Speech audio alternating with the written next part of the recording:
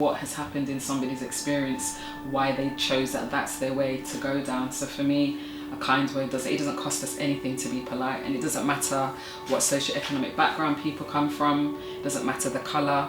You know, I'm very much very pro-black. Doesn't mean that I'm anti-white, but I do know in my healing journey there were many people that didn't look like me, but there was a sense of solidarity within those spaces, and I try to promote that at the same time, letting those other people know you've got to respect other people's truth of their story, regardless of where they come from, whether they've got a hijab on, whether they haven't.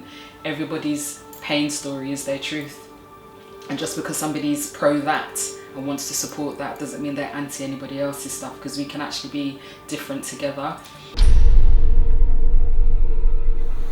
Actually, years ago I was at an event, this made me think of this as well, why I did this piece.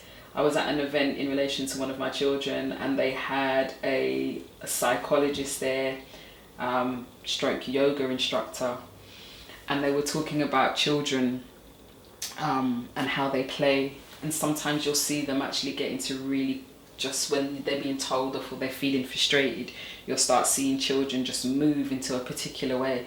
But in actual fact, when you look at them, they're actually finding themselves in naturally, organically into complex yoga moves to create a sense of grounding for themselves.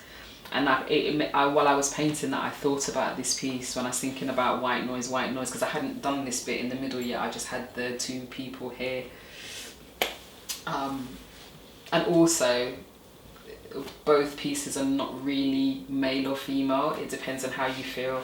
Some people say one looks feminine or one looks more masculine, but for me as well, I'm a representative of love is love. For me, it doesn't matter. Whoever you love, whoever you want to be with, that's who you choose. You can't really... How you feel is how you feel for people. So it also is kind of representative of what we now use to identify and to represent people who are in same-sex relationships. So yeah, that's what this piece is. This piece is called White Noise.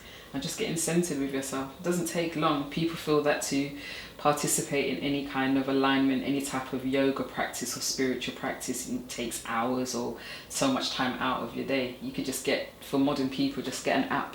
What they got, is it Headspace, Calm, any of those things. You just sit down and just give yourself time and just to slow down. There's so much power in stillness. There's so much power in stillness and giving yourself time. We try to rush to do so many things constantly on the go, not giving ourselves space to just be still, not even having to do anything. And you can find so much power in that. You can actually re-energize in stillness. So this piece is called White Noise, and that's what this represents.